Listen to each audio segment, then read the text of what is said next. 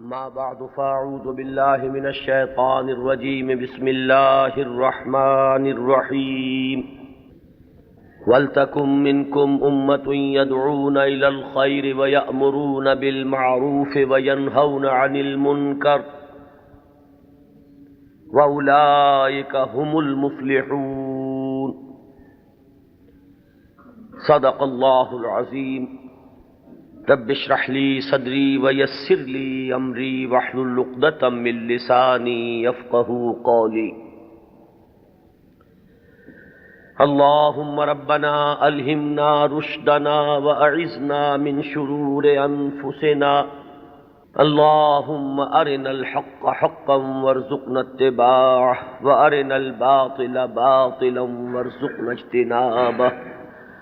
اللہم انصر من نصر دین محمد صلی اللہ علیہ وسلم واجعلنا منہم واخذل من خذل دین محمد صلی اللہ علیہ وسلم ولا تجعلنا معہم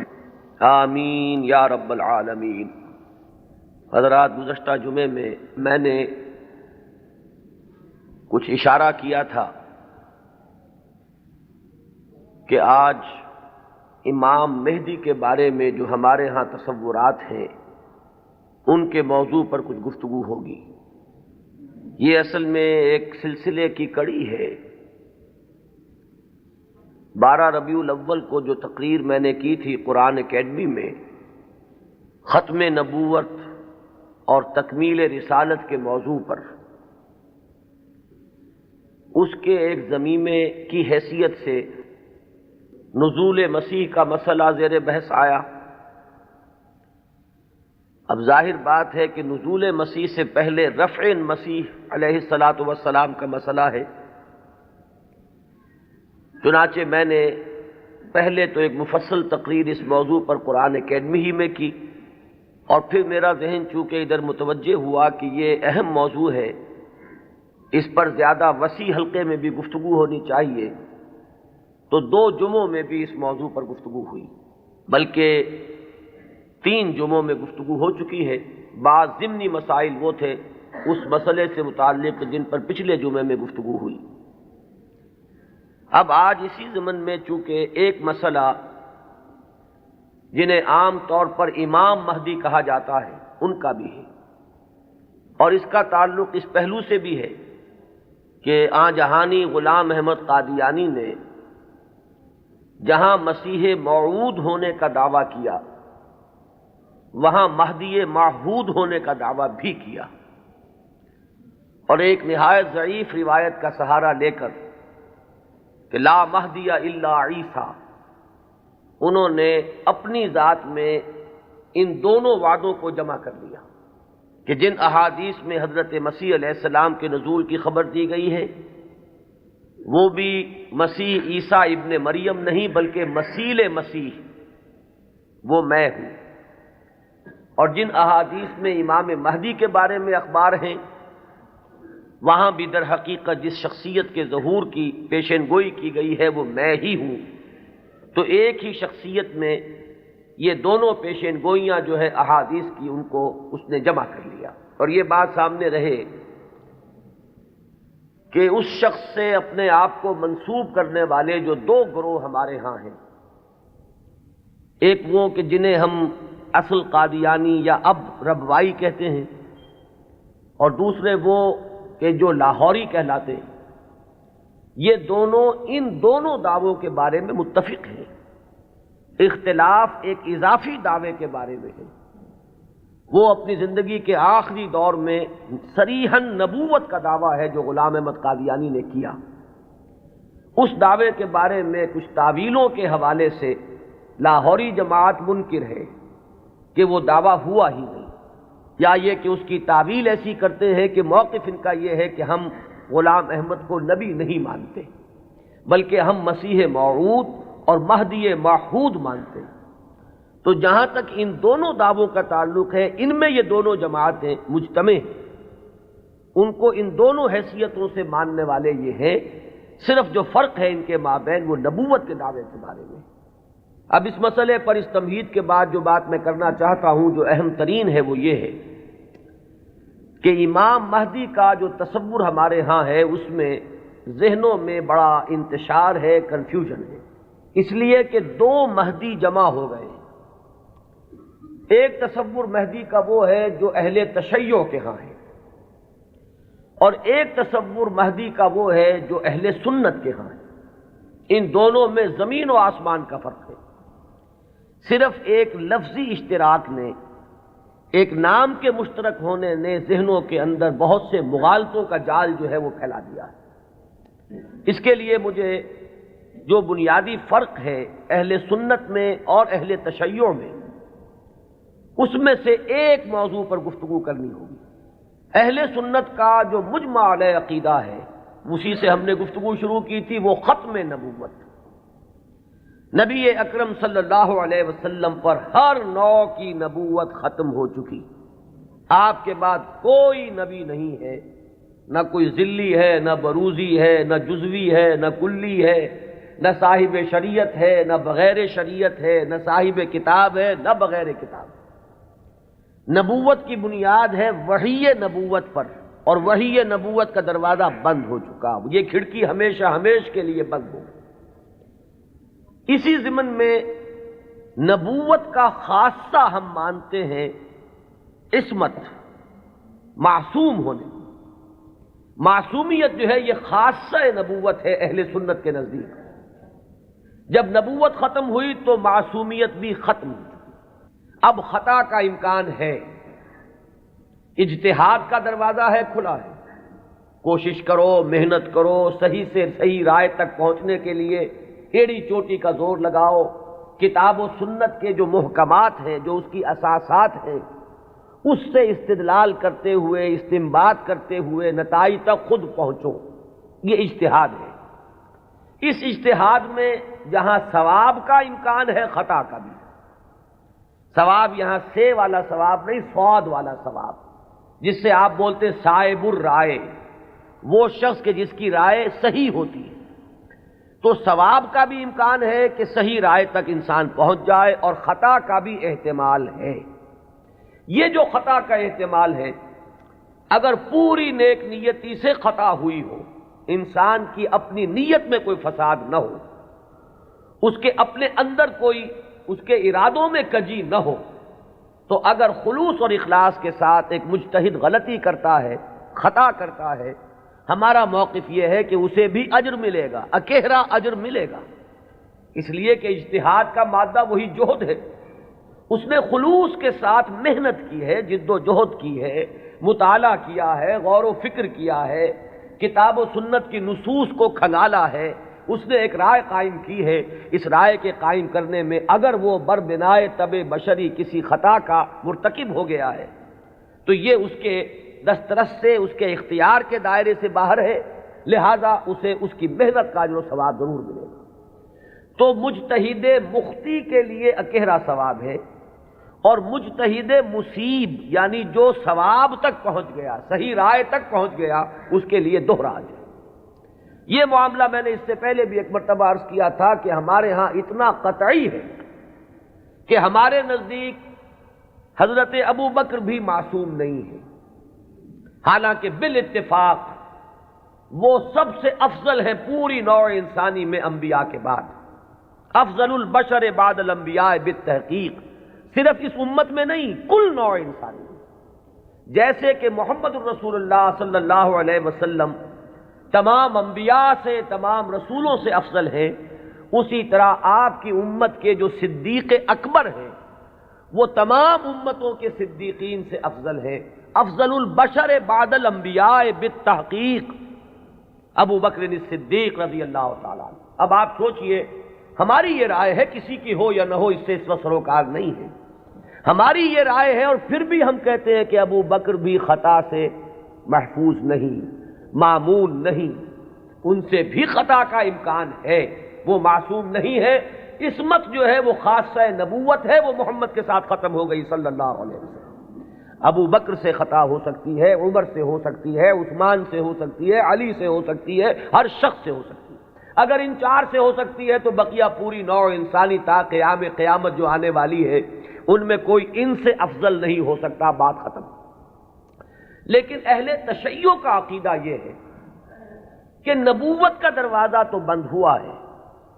لیکن اس کے بعد امامت معصومہ کا ایک سلسلہ چل رہا ہے، اور یہ امامت معصومہ اہل بیت میں ہے۔ نبی اکرم صلی اللہ علیہ وسلم کی جو اولاد حضرت فاطمہ رضی اللہ تعالی عنہا سے چلی ہے، یہ اس میں امامت معصومہ کا ایک سلسلہ ہے کہ جو چل رہا ہے۔ تو آپ اچھی طرح جان لیجئے کہ ہمارے نقطۂ نگاہ سے تو وہ بھی ایک جزوی نبوت ہو گئی، جہاں خاصہ عصمت آ گیا، نبوت کا ایک جز آ گیا۔ تو ہمارے اور ان کے درمیان جو سب سے اہم اختلاف ہے یہ کہ صحابہ میں افضل کون ہے، یہ معاملہ تو کچھ لوگوں کے اپنے ذوق کا بھی ہو سکتا ہے، مزاج اور افتاد کا بھی ہو سکتا ہے۔ ظاہر بات ہے کہ پسند ناپسند پر تو انسان کو اختیار بھی نہیں ہو سکتا۔ میں نے کئی مرتبہ عرض کیا کہ ایک ہی پودا ہے گلاب کا، اس پر پھول کھلے ہوئے ہیں، آپ کو کوئی ایک پھول زیادہ پسند آیا، آپ نے اس کو لے لیا، اور آپ بتا بھی نہیں سکیں گے کہ اس میں آخر سبب کیا ہے، آپ نے دوسرے پھولوں کو چھوڑ کر اسے کیوں منتخب کیا۔ تو یہ معاملہ اتنا بنیادی نہیں ہے، اگرچہ ہمارے نزدیک صحابہ کرام میں افضلیت کا ایک پیٹرن ہے اور وہ معین ہے کہ پوری امت میں افضل ترین 4 خلفاء ہیں، اور ان میں ترتیب فضیلت جو ہے وہ ترتیب خلافت کے مطابق ہے۔ ابو بکر ہیں، عمر ہیں، عثمان ہیں، پھر علی۔ ان کے بعد وہ 6 ہیں عشرہ مبشرہ میں سے، ان کے بعد اصحاب بدر ہیں، ان کے بعد اصحاب شجرہ ہیں، ان کے بعد تمام صحابہ ہیں، اور ان کے بعد پھر اب سلسلہ جو ہے وہ چلتا جائے گا۔ آگے بات میرٹ پر ہوگی، شخصی میرٹ پر، لیکن یہاں جو ہے معاملہ شخصی میرٹ کا نہیں ہے، یہاں تو معاملہ جو ہے معین ہے کہ یہ سیڑھیاں ہیں۔ تو یہ ہے ہمارا ایک موقف، لیکن میں پھر بھی عرض کروں گا کہ اس کو میں کوئی اہم عقیدے کی بات نہیں کہتا، یہ ایک ذوق کا معاملہ بھی ہو سکتا ہے۔ یہاں تک کہ امام الہند حضرت شاہ ولی اللہ دہلوی رحمۃ اللہ علیہ نے ایک بڑی عجیب بات لکھی۔ وہ یہ لکھتے ہیں کہ اگر میری طبیعت کو اس کے آزاد رجحان پر چھوڑ دیا جائے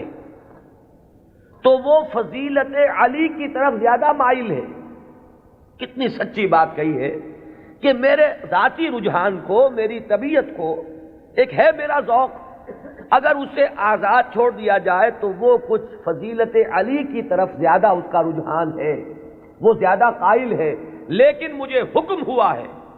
کہ میں فضیلت کا اقرار کروں ابو بکر اور عمر اور عثمان کی۔ اب یہ ہے مقام، یہ جامعیت ہے، یہ توازن ہے۔ لہذا میں عرض کروں گا کہ اس مسئلے کو میں پھر بھی ثانوی کہوں گا، دوسرے درجے میں، لیکن یہ جو بنیادی بات ہے یہ بہت بڑا اختلاف ہے، اور ہمارے اعتبار سے تو در حقیقت یہ ایک جزوی نبوت ہے کہ جس کے قائل ہیں ہمارے یہ بھائی جو اپنے آپ کو اہل تشیع کہتے ہیں۔ بہرحال ان کا بھی آگے سلسلہ، یہ عام معلومات کے لیے بھی بات ہے کہ ذہنوں میں رہنی چاہیے، ہمیں اکثر و بیشتر بڑی بنیادی باتیں بھی اپنی تاریخ کی معلوم نہیں۔ ہم چونکہ سنی ہیں، سنیوں کے اختلافات تو ہم خوب جانتے ہیں، لیکن یہ کہ اہل تشیع میں اختلاف آگے کیا ہوئے ہیں اکثر و بیشتر ہمارے علم میں نہیں ہے۔ ان کا جو یہ معصوم امامت کا سلسلہ ہے، حضرت علی، حضرت حسن، حضرت حسین، حضرت حسین کے صاحبزادے حضرت علی بن حسین جنہیں امام زین العابدین کے نام سے پکارا جاتا ہے، پھر ان کے بیٹے ہیں محمد باقر، ان کے بیٹے ہیں جعفر، جن سے فقہ جعفری چل رہی ہے۔ یہ 6 امام تو ان کے ہاں متفق علیہ، ان میں تو یہ جو شاخ چلی ان میں کوئی اختلاف نہیں ہے کہ یہ سب کے نزدیک ان میں متفق علیہ ہے ان کی امامت، اور یہ سب امام معصوم شمار ہو گئے۔ لیکن 7ویں امام پر آ کر ان کے ہاں ایک تقسیم ہو گئی۔ بڑے بیٹے اسماعیل تھے تو ان سے ان کے ماننے والے اسماعیلی کہلائے۔ اختلاف ہوا کہ اب امامت جو ہے حضرت جعفر صادق کی اولاد میں سے کس کی طرح منتقل ہوئی، اختلاف ہو گیا۔ بڑے بیٹے کے ماننے والے یہ کہلائے اسماعیلی، اور چھوٹے بیٹے سے جو چلا وہ پھر مسئلہ وہی چل رہا ہے۔ ان کے پھر مزید 6 امام ہیں، جن میں سے 11ویں امام جو ہے ان کے بارے میں ایک تو تاریخ کی روایت یہ ہے کہ وہ لا ولد فوت ہو گئے، اور ایک روایت جو اہل تشیع کے ہاں ہے وہ یہ ہے کہ ایک بچہ ان کے ہاں ہوا تھا جس کو انہوں نے اخفاء سے کہیں بھیج دیا باہر، اندیشہ یہ تھا کہ حکومت وقت اس کو قتل نہ کرا دے۔ وہ ہیں ان کے تصور میں امام مہدی، وہ جن کو بچا لیا گیا تھا وہ کہیں کسی غار میں روپوش ہیں اور وہیں ہیں، آخری زمانے کے قریب ان کا ظہور ہوگا، وہ زندہ ہیں، غار میں موجود ہیں،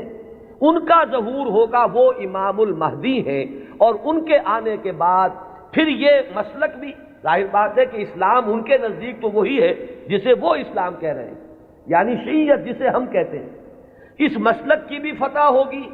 اور یہی اسلام جو ہے پھر پوری دنیا کے اوپر چھا جائے گا۔ انہیں قائم آل محمد بھی ان کے ہاں کہا جاتا ہے۔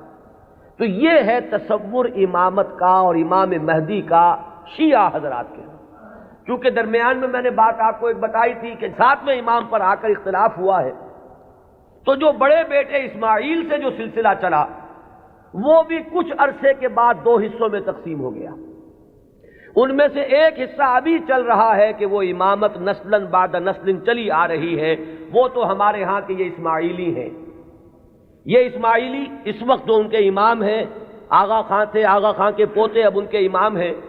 اب کریم آغا خان، یہ ان کے نزدیک امام معصوم ہیں، ان سے کسی خطا کا امکان ہی نہیں۔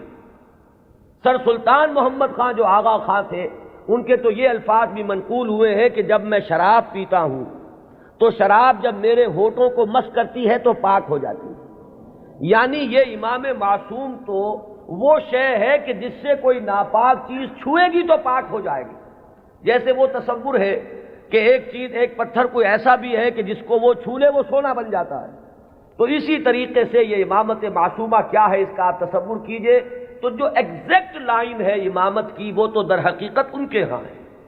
کہ وہ امامت معصومہ کا تصور جو ہے بغیر کسی سلسلے کے ٹوٹے ہوئے وہ چلا آ رہا ہے۔ ہمارے ہاں جن کو ہم آغا خانی کہتے ہیں، اسماعیلی کہتے ہیں، ان کے ہاں، ان کے ہاں دوسری شاخ وہ ہی تھی کہ اس میں بھی آگے چل کر امام غائب ہو گیا، وہ دوسرا امام ہے غائب۔ تو ایک امام غائب تو وہ ہیں جنہیں امام المہدی کہا جاتا ہے، وہ ہمارے ہاں کے جو عام شیعہ حضرات ہیں جنہیں اثنا عشری شیعہ کہتے ہیں، یعنی 12 اماموں کے ماننے والے۔ ایک وہ جو شاخ اوپر والی ہے اس کو شش امامیہ کہتے ہیں، یعنی 6 اماموں تک تو متحد آئے، اس کے بعد 6 کے بعد 7ویں امام پر ایک شاخ نکل گئی، تو وہ شش امامیہ کہلاتے ہیں ان کے نزدیک، اور خود کو یہ کہتے ہیں اثنا عشری۔ لہذا کسی بھی شیعہ دوست سے اگر بات ہو آپ شیعہ کہیں گے تو وہ کچھ برا مانے گا، چپ رہے، آپ سے احتجاج نہ کرے تو بات اور ہوگی، لیکن یہ کہ اگر آپ ان سے مہذب انداز میں سوال کرنا چاہیں تو آپ کا سوال یہ ہونا چاہیے کہ کیا آپ اثنا عشری ہیں؟ یہ لفظ وہ ہے جو خود اپنے لیے اختیار کرتے ہیں۔ لہذا وہ 12 اماموں والا سلسلہ کے 6 متفق علیہ، 5 بعد میں، اور جو 12ویں امام ہیں ان کے وہ عہد طفولیت ہی میں کہیں ان کو بھیج دیا گیا کہیں حفاظت کے ساتھ، اور وہ کسی غار میں ابھی ہے اور وہ وہیں سے ظہور کریں گے۔ لہذا یہ جو اصل شیعیت ہے ان کا امام غائب ہے اور یہ اس کے انتظار میں ہے کہ وہ آئیں۔ ایک حالت منتظرہ جو ہے اس شیعیت پر یہ چلی آ رہی ہے۔ اس میں یہ بھی بتا دوں، یہ بھی دلچسپی کی بات ہے کہ حال ہی میں ایک بہت بڑا انقلابی قدم اٹھایا ہے خمینی نے یہ فلسفہ پیش کیا اور اس کو قبول حاصل ہو گیا ایران میں کہ یہ جو ہم امام منتظر کے انتظار میں رہیں گے اور کچھ نہیں کریں گے تو یہ تو بہت غلط معاملہ ہے کہ آنے والا ہی آئے گا تو کچھ ہوگا، ہم تو کچھ کر نہیں سکتے۔ اس نے تو ہمارے اوپر تعطل طاری کر دیا ہے، ہم لوگ جو ہے بالکل ظالموں کے لیے اور غلط کار لوگوں کے لیے نرم چارہ بن گئے ہیں، جیسے چاہیں وہ کریں، ہم تو ہاتھ نہیں پکڑ سکتے، اس لیے کہ ہم تو منتظر ہیں کہ کوئی آنے والا آئے گا تو صورت بدلے گی۔ تو انہوں نے فلسفہ پیش کیا کہ جب تک وہ امام غائب ظاہر نہیں ہوتے، نائب امام کی حیثیت سے کوئی شخص وہ تمام اختیارات ہاتھ میں لے سکتا ہے جو اصل میں امام کے۔ لہذا امام خمینی جو ہے اس وقت نائب امام ہے، وہ امام جو غائب ہیں ان کے نائب کی حیثیت سے وہ سارے اختیارات اور حقوق جو امام کے ہیں وہ اب امام خمینی کے پاس ہیں، اور اپنے کانسٹیٹیوشن میں انہوں نے اس کو ایک خاص اصطلاح دی ہے، یہ ہے ولایت فقیہ، کہ یہ وہ شخصیت ہے کہ جو بھی حکومت کا ڈھانچہ نیچے بنے گا، کوئی صدر منتخب ہو، کوئی وزیر اعظم منتخب ہو، پارلیمنٹ ہو، یہ سارا ڈھانچہ چلتا رہے گا، لیکن اوپر تلوار لٹکی رہے گی ولایت فقیہ کی کہ جس کو جس وقت چاہے وہ برطرف کر دے۔ یہی وجہ ہے کہ وہ ابو الحسن بنی صدر جو ہے وہ پیرس میں بیٹھے ہوئے ہیں، حالانکہ بہت بڑی اکثریت سے اس وقت ہمیں یہی بتایا گیا تھا واللہ عالم کہ بڑی عظیم اکثریت سے وہ صدر منتخب ہوئے تھے، لیکن بہرحال یہ تو نیچے کا ڈھانچہ ہے، اصل میں تو اوپر ولایت فقیہ ہے، اس کا اعتماد حاصل رہے گا تو کوئی شخص رہے گا، ورنہ نہیں۔ میں یہاں نہ کوئی تنقید کرنا چاہتا ہوں نہ کسی اختلاف کا اظہار، آپ کو بتا رہا ہوں کہ بات سمجھ میں آئے کہ امام مہدی کا اصل کانسیپٹ کیا ہے۔ یہ لفظ زیادہ جو ہے معروف جو در حقیقت اس شیعہ نظریے کے تحت ہے۔ ابھی میں آپ کو بتاؤں گا کہ ہمارے ہاں تو جو روایات کسی قدر پائے کی ہے، کوئی ان کی حیثیت ہے، وہاں مہدی کا لفظ ہے ہی نہیں، کہیں بھی نہیں۔ اس اعتبار سے معاملہ بڑا مختلف ہے۔ کچھ خبریں ہیں ہمارے ہاں، وہ میں ابھی عرض کروں گا، لیکن امام مہدی کی اصل شخصیت، ان کے بارے میں سارے تصورات، ان کا وہ مقام اور مرتبہ، یہ ساری چیزیں جو ہمارے ہاں عام ہیں، یہ در حقیقت ہماری نہیں بلکہ اہل تشیع کی۔ وہ ہے تصور شیعہ حضرات کا جو ہمارے ہاں عام ہو گیا ہے۔ اب آئیے جو ہمارا مسئلہ ہے، اہل سنت کے ہاں بھی یہ خبریں موجود ہیں، بلکہ میں اس کو شروع کروں گا ختم نبوت کے بعد۔ وہ کیا اقدامات ہیں کہ جو اس امت میں اللہ تعالیٰ نے اپنی مشیت کاملہ کے تحت کیے ہیں، کہ جن کے بارے میں میں اس وقت جرأت کر کے ایک لفظ استعمال کر رہا ہوں کہ جو نبوت کی قائم مقامی کی حیثیت اختیار کر لیتے ہیں۔ ان میں سب سے پہلا قدم تو میں تفصیل سے عرض کر چکا ہوں، قرآن کی حفاظت۔ اللہ تعالیٰ نے ذمہ لیا، انا نحن نزلنا الذکر وانا لہ لحافظون، ہم نے ہی اس الذکر کو نازل کیا ہے اور ہم ہی اس کے محافظ ہیں۔ یہ میں عرض کر چکا ہوں اس سے پہلے اپنی تقریروں میں کہ اس آیہ مبارکہ کا جو پہلا حصہ ہے وہ تو اپلیکیبل ہے تورات پر بھی، انجیل پر بھی، زبور پر بھی، صحیفہ ابراہیم پر بھی۔ قرآن مجید میں تو گواہی ہے کہ حضرت ابراہیم کو بھی ایک کتاب ملی تھی، ان ھذا لفی الصحف الاولی صحف ابراہیم و موسیٰ۔ لیکن یہ کہ یہ پہلا حصہ تو سب پر اپلیکیبل، ان کی عصبیت کہہ لیں، تعصب کہہ لیں، وہ پختہ ہو چکا ہے۔ لیکن یہ کہ ہر جگہ کچھ لوگ ہوتے ہیں کہ اگر انہیں متوجہ کیا جائے تو کسی حقیقت پر غور کرنے کے لیے تیار ہو جائیں۔ تو چونکہ ان کے ہاں جو بات چلی، اجرائے وحی سے بات شروع ہوئی، تو ایک بڑی عام جو سطح ہے، کامن سینس کی سطح، اس پر وہ بات ان کی بڑی وزنی تھی۔ بات یہ تھی کہ جب نبوت کی اصل ضرورت ہے انسان کی ہدایت، تو انسان ختم نہیں ہوا، نبوت کیسے ختم ہو گئی؟ آخر نبوت، میں اب ان کی طرف سے بات کر رہا ہوں، کہیں کوئی مغالطہ آپ کو نہ ہو جائے، اس لیے کہ جب تک آپ اپنے مخالف کے موقف کو صحیح طور پر نہیں سمجھیں گے تو آپ کیسے اس کے بارے میں کوئی ججمنٹ آپ نہیں دے سکتے۔ ان کی دلیل کیا ہے کہ نبوت کوئی ہابی تو نہیں تھی بعض اللہ کی، جب چاہا جاری رکھا، جب چاہا ختم کر دیا۔ یہاں ہر چیز جو ہے حکمت کے ساتھ ہے، کوئی مقصد ہے، کوئی غایت ہے، ربنا ما خلقت ھذا باطلا۔ تو نبوت کی اصل غرض و غایت نوع انسانی کی ہدایت یا اتمام حجت۔ اب وہ نوع انسانی ختم نہیں ہوئی تو نبوت کیسے ختم ہو گئی؟ وحی کا دروازہ کیسے بند ہو گیا؟ یہ دلیل تھی جو کامن سینس کے لیول پر کافی اپیلنگ ہے، بات سمجھ میں آتی ہے۔ یہاں ہمیں سمجھنا ہوگا کہ جب ہم اس کے قائل ہیں کہ نبوت، وحی نبوت کا دروازہ بند ہو گیا، تو خلق کی ہدایت کی جو ضرورت ہے اس کو اب کن ذرائع سے پورا کیا گیا، ان چیزوں کو اگر سمجھ لیا جائے تو وہ دلیل کٹ جائے گی۔ پہلی بات میں عرض کر چکا ہوں پوری تفصیل سے اپنی سیرت کی تقاریر میں بھی اور بعد میں بھی، کہ پہلی بات یہ کہ ہدایت خداوندی اپنے مرحلہ تکمیل کو پہنچ گئی قرآن مجید میں۔ اس حقیقت کا جتنا ادراک ہوگا اور شعور کی سطح پر جتنی ریئلائزیشن ہوگی اس کی، اتنا ہی یوں سمجھیے کہ اس فتنے کا دروازہ بند ہوتا چلا جائے گا، کہ وہ ہدایت جو وحی کے ذریعے سے دینی مقصود تھی، وہ اپنے کلائمیکس کو، نقطہ عروج کو، اپنے نقطہ کمال کو پہنچ چکی قرآن مجید میں۔ اور دوسری بات یہ کہ اس ہدایت خداوندی کا وہ جو اب مخزن ہے، علامہ اقبال کے الفاظ میں نوع انسان را پیام آخرین حامل او رحمت للعالمین، اس کی حفاظت کا ذمہ اللہ نے لیا۔ اب یہ ایک بہت بڑا ہسٹوریکل فیکٹ ہے کہ اگرچہ ہم مانتے ہیں سابقہ کتابیں بھی اللہ کی نازل کردہ تھیں، لیکن ان کی حفاظت کا ذمہ نہیں لیا گیا۔ کیا وجہ؟ ترجیح بلا مرجح تو ظلم قرار پائے گی، کوئی نہ کوئی بنیاد ہے ترجیح کی، کہ اس کی حفاظت کا ذمہ لیا اور ان کی حفاظت کا ذمہ نہ لیا۔ کیوں؟ اس لیے کہ یہ ہدایت کامل اور آخری ہدایت ہے. اگر یہ بھی گم ہو جائے تو پھر تو یا تو اس کھڑکی کو کھولیے، وہی نبوت کا دروازہ پھر کھلنا چاہیے، ورنہ یہ ہے کہ اگر یہ محفوظ ہے تو پھر کوئی منطقی ضرورت اور عقلی ضرورت اس کھڑکی کے کھولنے کی نہیں. تو پہلا انتظام جو اللہ نے کیا ختم نبوت کے بعد، جو ایک خلا پیدا ہوا ہدایت انسانی کے سلسلے میں، اس کے لیے پہلا انتظام قرآن مجید کی حفاظت. اب یہ کتاب محفوظ ہے تا قیام قیامت. اس کے معنی میں لوگ گھپلا کر لیں، اس کے ترجموں میں تحریف ہو جائے، الحاد ہو جائے، ادھر موڑ لیں ادھر تروڑ لیں، خود بدلتے نہیں قرآن کو بدل دیتے ہیں. ہوئے کس درجہ فقیہان حرم بے توفیق. لیکن یہ ترجموں میں ہو سکتا ہے، تفسیروں میں ہو سکتا ہے، متن میں ممکن نہیں ہے. وہ ٹیکسٹ جو ہے ہمیشہ ہمیشہ کے لیے محفوظ رہے گا. پہلا انتظام یہ ہے. دوسرا انتظام جو ایک ضمانت دی ہے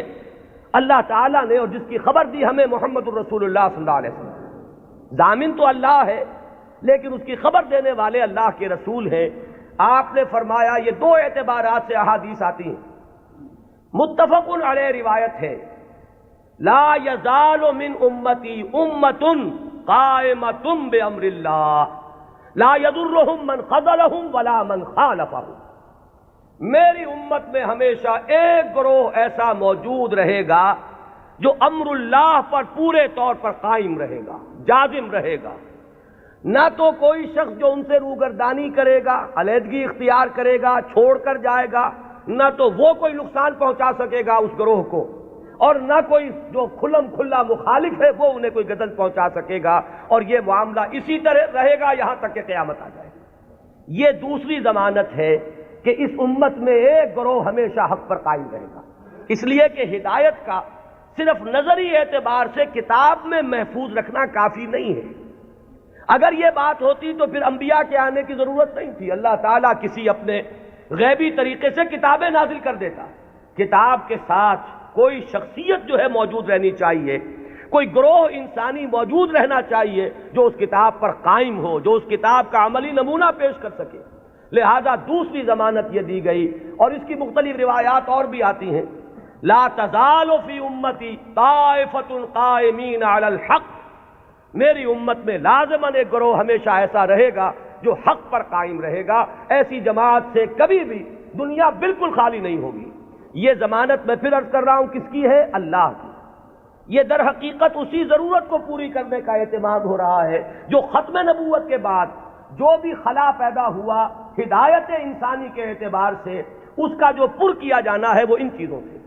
یہی بات آپ کو ملے گی منفی اسلوب میں بھی. یہ تو مثبت ہے. منفی طور پر حضور نے فرمایا کہ میری امت کبھی گمراہی پر جمع نہیں ہوگی. لا تجمع امتی علی الضلالہ. اگر تو کبھی ایسا ہو جائے پوری امت محمد صلی اللہ علیہ وسلم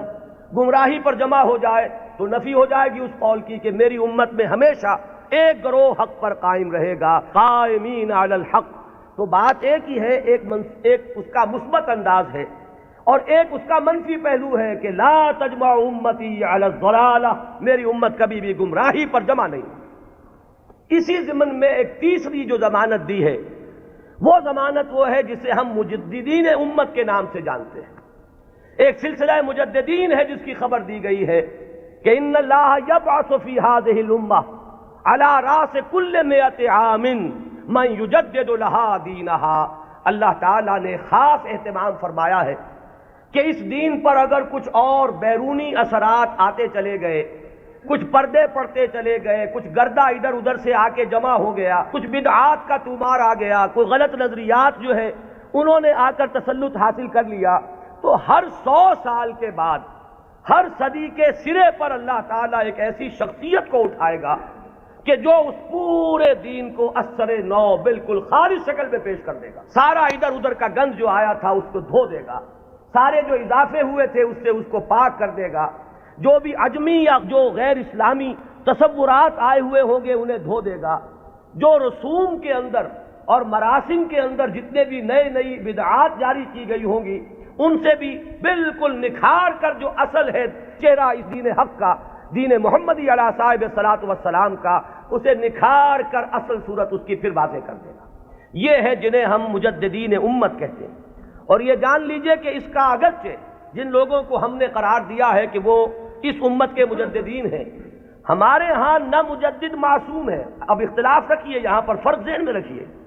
میں نے تو آپ کو بتایا کہ مجدد کہاں ہے، حضرت ابو بکر سے بڑھ کر تو کوئی افضل نہیں، لیکن وہ بھی معصوم نہیں ہے۔ وہ سلسلہ امامت کا کانسیپٹ بالکل جدا ہے، اس کی بنیاد جدا، اس کا تصور جدا، اس کے ساتھ جتنے بھی معاملات جو ہیں متعلق ہیں وہ سب بالکل مختلف ہیں۔ اور یہ جو سلسلہ مجددین امت ہے، یہ کانسیپٹ کے اعتبار سے بنیادی طور پر مختلف ہے۔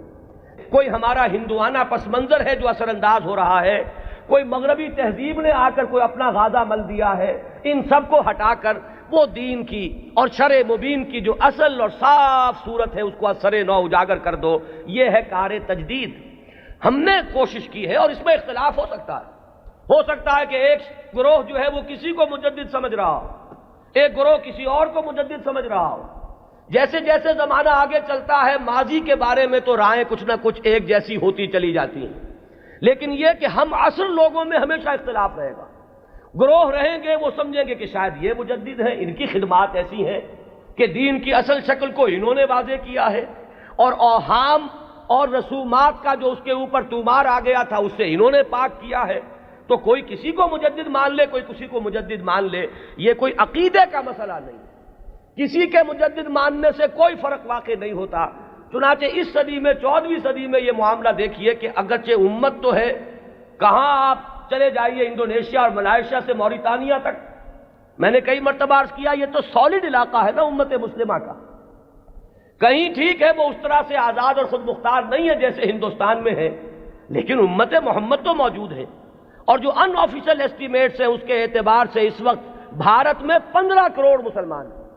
12 کروڑ سے کم تو کسی نے نہیں مانا۔ جو بڑے بڑے سنجیدہ لوگ ہیں، جو کسی طرح کے مبالغے اور کسی قسم کی سیاسی کوئی مبالغے کے اندر آنے والے نہیں ہیں، انہوں نے بھی کہا کہ 12 کروڑ سے تو کوئی سوال ہی نہیں ہے کہ مسلمان کم ہو، البتہ یہ کہ لوگوں کا اندازہ 15 کروڑ تک جا رہا ہے۔ تو امت وہاں سے وہاں تک پھیلی ہوئی ہے۔ اب ان میں کتنے مجددین پیدا ہوئے ہوں گے، کتنے خادمین دین پیدا ہوئے ہوں گے، کتنے لوگوں نے محنتیں کی ہوں گی۔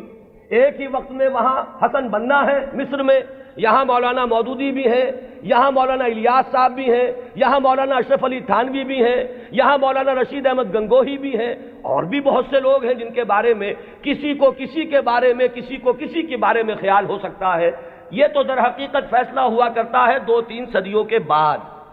پھر جا کر زیادہ انسان آبجیکٹیولی اندازہ کر سکتا ہے کہ کس کی کیا کنٹریبیوشن ہے۔ وہ وقتی قسم کے جو تصورات ہوتے ہیں، کچھ عصبیتیں ہوتی ہیں، کچھ تعصبات ہوتے ہیں، کچھ گروہی قسم کے اثرات ذہنوں پر ہوتے ہیں، تو وقتی طور پر تو فیصلہ کرنا بہت مشکل ہوتا ہے، یہ بعد میں آتا ہے۔ یہی وجہ ہے کہ ابتدائی مجددین کے بارے میں تو ہمارے ہاں تقریباً کنسنسس ہے، اتفاق رائے ہے کہ فلاں مجدد فلاں مجدد فلاں مجدد فلاں مجدد۔ آگے چل کر تو اختلاف ہو جائے گا۔ ہمارے ہاں جو بریلوی بھائی ہمارے ہیں وہ مولانا احمد رضا خان بریلوی کو اس دور کا مجدد کہتے ہیں۔ دیوبندی حضرات میں بھی میں نے 2 گروہ پائے ہیں، ایک وہ جو مولانا رشید احمد گنگوہی کو اس صدی کا مجدد سمجھتے ہیں، اور ایک جو مولانا اشرف علی تھانوی کو اس صدی کا مجدد سمجھتے ہیں۔ اور مولانا اشرف علی تھانوی صاحب کے معتقدین کا عالم تو یہ ہے کہ مولانا عبد الباری ندوی جیسا شخص، بڑی اونچی علمی شخصیت ہے ہندوستان کی، انہوں نے جو کتاب لکھی ہے ان کی سوانح پر، اس کا نام ہے جامع المجددین۔ صرف مجدد نہیں، تمام مجددین کے اوصاف ان میں جمع ہو گئے۔ بہرحال یہ محبت اور عقیدت، کسی سے تعلق خاطر، یہ اس کے اثرات ہیں کہ جو فوری طور پر ہوتے ہیں۔ اسی طریقے سے چاہے مودودی صاحب نے ہرگز اس کا دعویٰ نہیں کیا، میں خود گواہ ہوں اس کا، میں ان کے ساتھ رہا ہوں، لیکن ہو سکتا ہے اور میں سمجھتا ہوں کہ بہت سے ان کے ماننے والوں کے ذہن میں ہے یہ بات کہ اس صدی کے اصل مجدد وہ تھے۔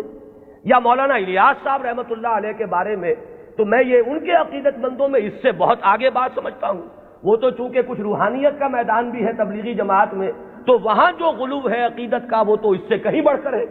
تو یہ ساری چیزیں میں صرف اس لیے عرض کر رہا ہوں کہ اس میں کسی گھبرانے کی بات نہیں ہے، اس لیے کہ مجددیت جو ہے ہمارے ہاں کوئی ایسا منصب نہیں ہے کہ جس کو ماننے یا نہ ماننے سے کوئی ہمارے ایمان و اسلام میں فرق آتا ہو۔ اگر غلام احمد قادیانی کو صرف مجدد مانا گیا ہوتا کبھی تکفیر نہ ہوتی۔ اب ہمارے یہ لاہوری بھائی جو ہیں جب اپنے مدافعت پہ آتے ہیں تو وہ کہتے ہیں کہ ہم تو صرف مجدد مانتے ہیں۔ ایک زمانے میں اسی وجہ سے اس بات کا قائل رہا کہ قادیانیوں کی تکفیر تو درست ہے، لیکن ان کے بارے میں ہمیں توقف کرنا چاہیے، اس لیے کہ یہ تو نبی نہیں مان رہے، لیکن ثابت یہ ہوا ہے کہ اس شخص نے نبوت کا دعویٰ کیا۔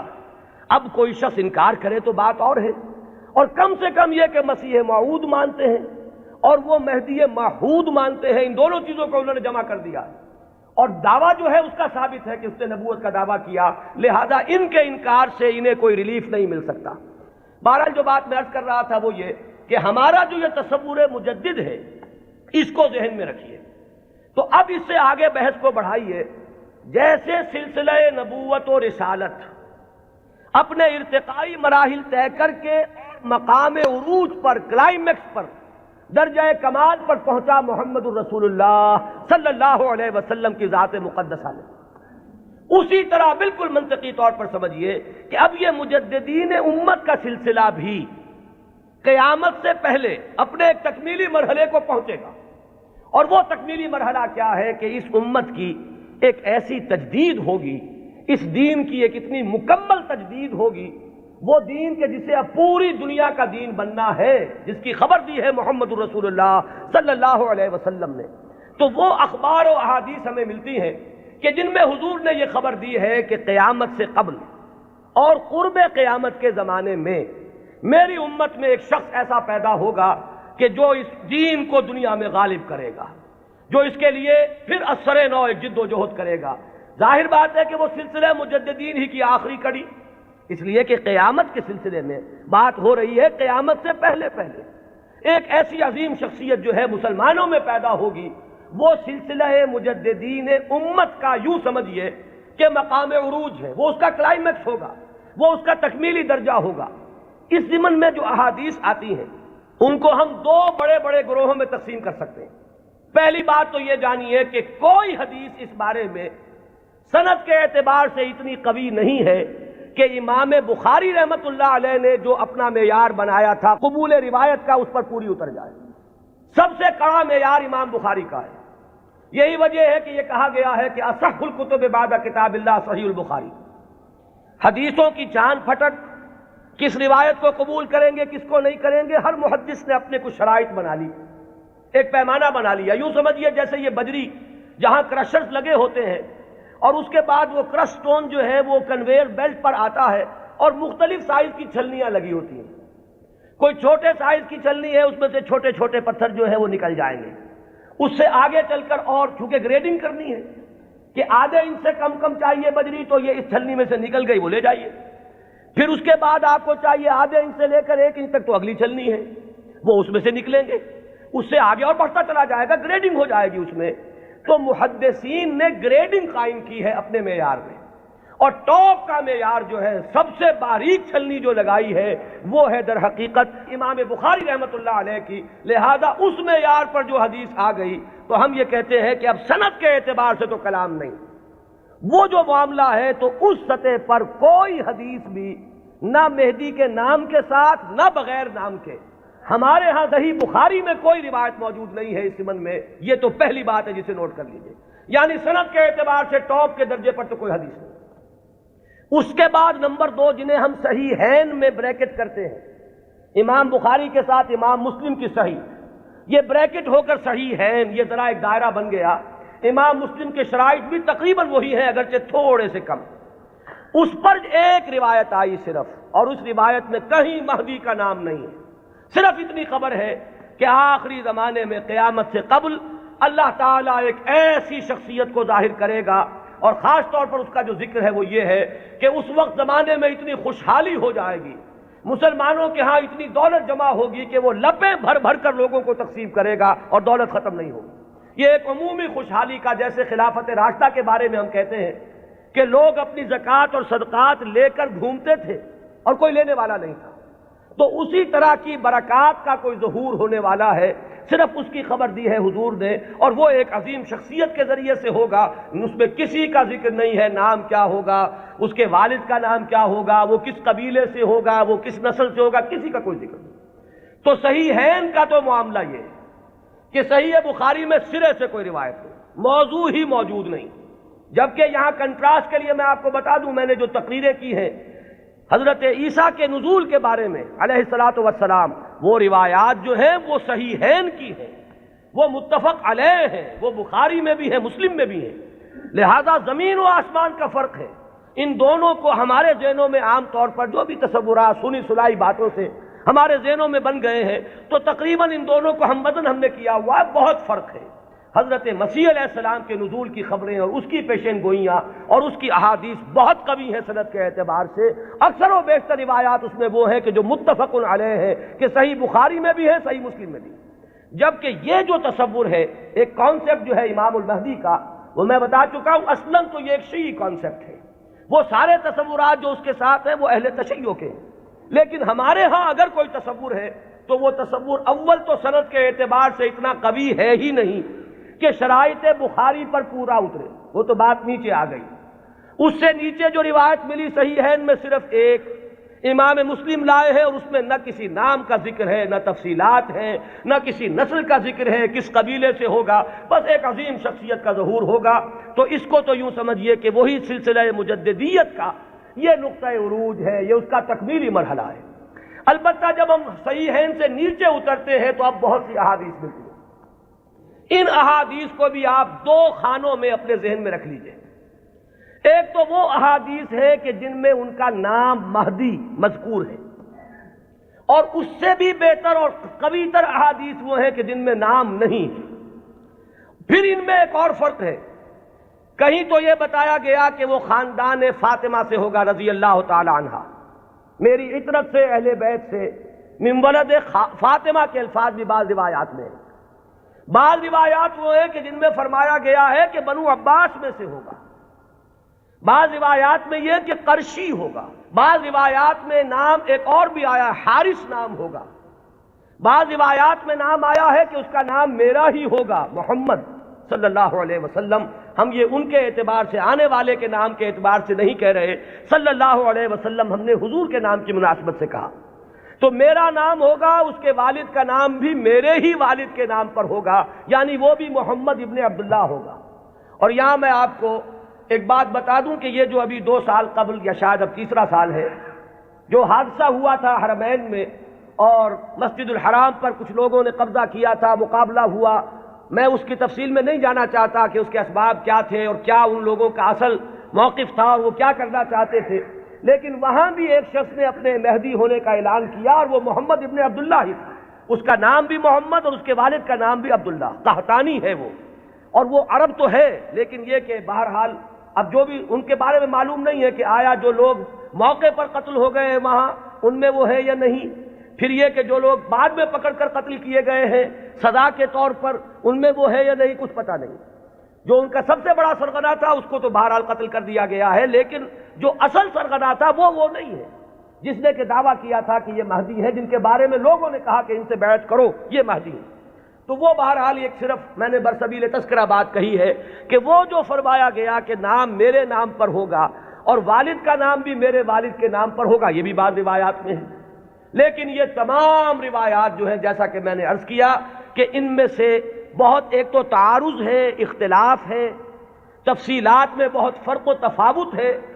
تو اس سے بہرحال جہاں تک حدیث کے متن پر جرح کے لیے اور غور و فکر کے جو اصول بنے ہیں،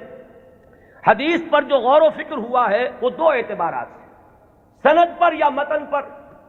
سند میں تو ہم یہ دیکھیں گے کس نے کس سے سنا، کس نے کس سے سنا، اس نے کس سے سنا، اس نے کس سے سنا، یہ چین متصل ہے یا کہیں ٹوٹتی ہے، 2 کڑیاں آپس میں ملی ہوئی ہے کہ نہیں۔ پھر ہر کڑی کے بارے میں دیکھیں گے یہ فاسق تو نہیں تھا، اس کے بارے میں کوئی جھوٹ کی گواہی تو نہیں ملی تھی کہ جھوٹ بھی بول دیتا تھا۔ تو یہ سارا معاملہ تو ہے سند کا، کہ جتنے بھی راوی ہیں متصل ہو روایت کا سلسلہ نمبر 1، اور جو راوی ہیں وہ سب کے سب ثقہ ہو، قابل اعتماد ہو، نیک لوگ ہو، یہ گفتگو تو ہے سند پر۔ جو محدثین نے اکثر و بیشتر کام اسی پر کیا ہے، وہ متن پر زیادہ زور نہیں دیتے، وہ تو سند دیکھتے ہیں۔ بات آ رہی ہے کس سلسلے سے؟ ایک ہوتا ہے کسی حدیث کے مضمون پر غور کر کے اور پھر یہ دیکھا جائے کہ اس میں کیا ہے، کوئی چیز ایسی تو نہیں جو خلاف عقل ہو، کوئی چیز ایسی تو نہیں جو کتاب و سنت کی دوسری منسوخ چیزوں کے خلاف ہو،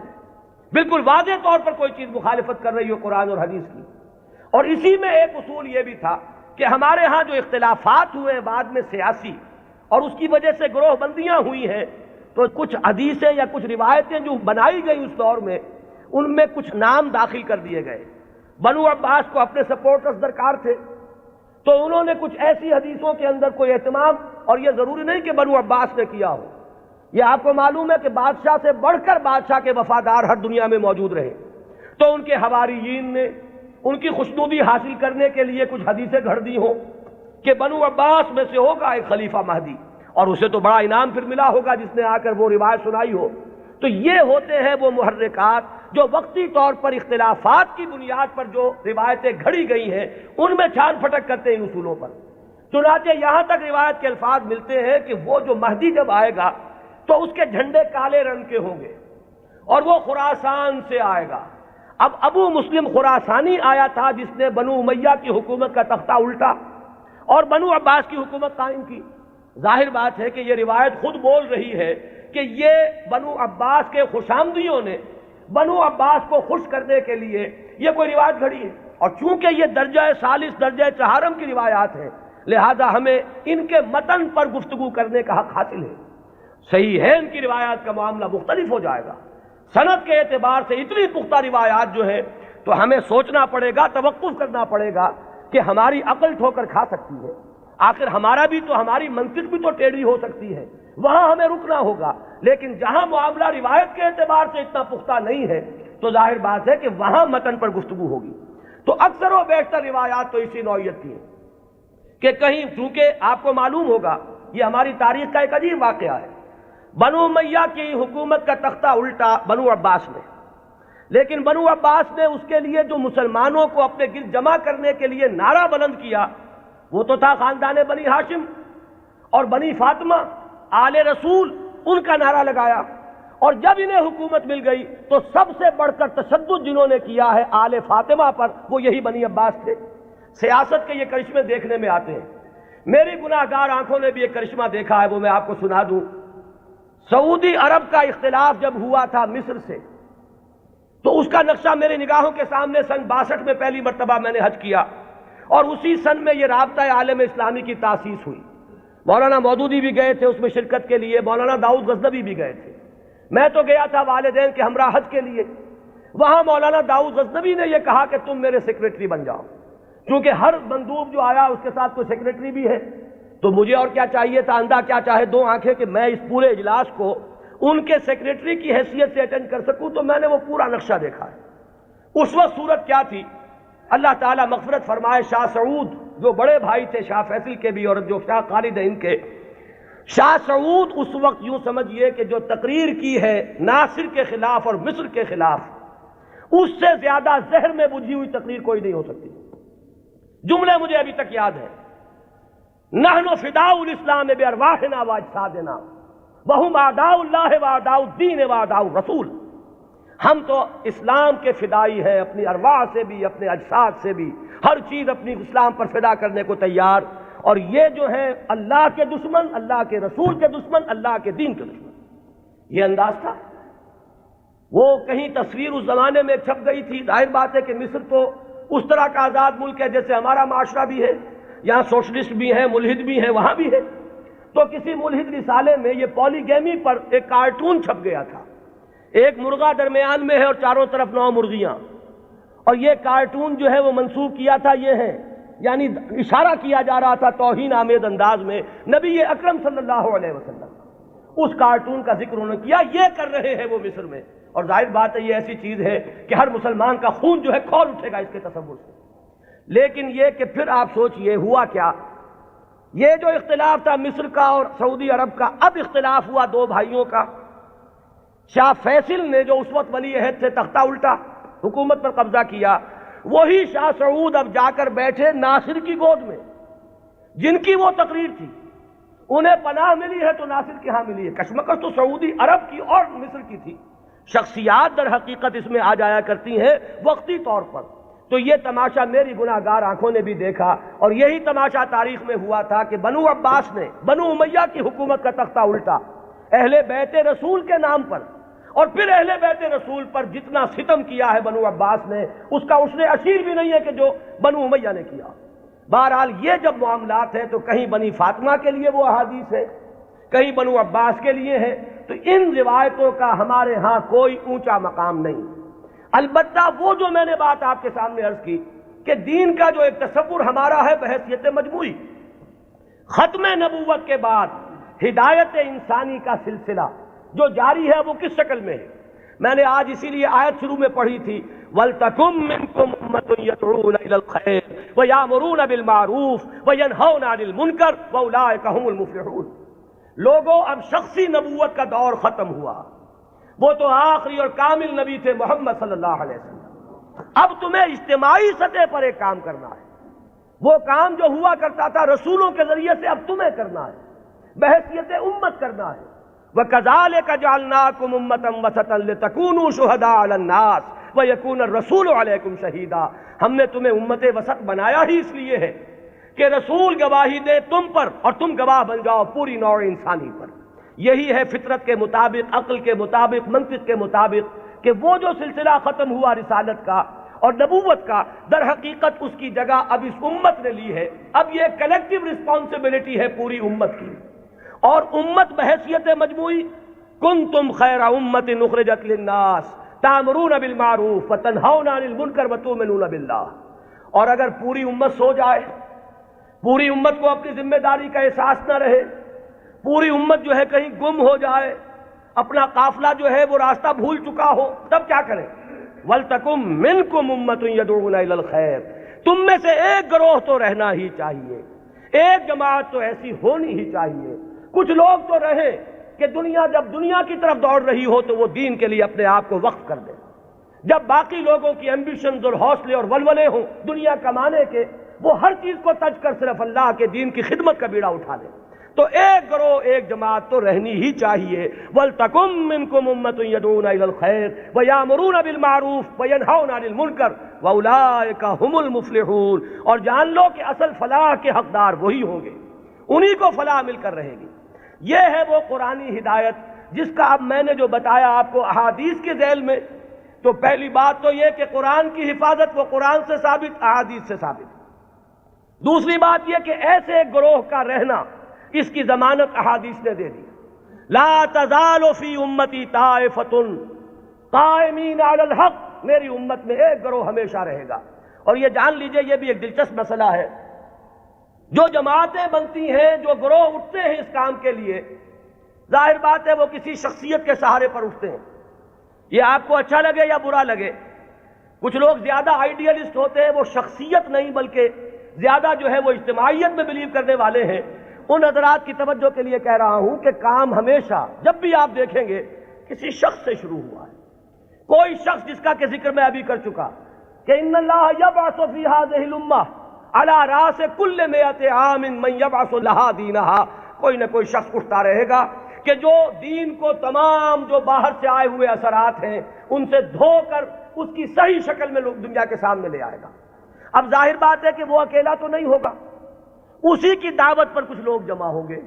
وہ پکارے گا من انصاری اللہ، میں یہ کام کا بیڑا اٹھا رہا ہوں، کون ہے جو میری مدد کرے؟ وہ جماعت وجود میں آئے گی، وہ ہے جماعت وَلْتَكُن مِّنكُمْ أُمَّةٌ يَدْعُونَ إِلَى الْخَيْرِ یا لَا تَزَالُ فِي أُمَّتِي طَائِفَةٌ قَائِمِينَ عَلَى الْحَقِّ، وہ جماعت ہوگی۔ اس کے بعد ہوتا کیا ہے حادثہ، یہ بھی جان لیجئے، یہ بھی بہت مرتبہ ریپیٹ ہو چکا ہے۔ وہ جو گروہ، وہ جماعت جب ذرا آگے بات چلتی ہے تو وہ شخصیت جو ہے وہ بت بن جاتا ہے، اس کی محبت جو ہے وہ عقیدت میں بدل جاتی ہے،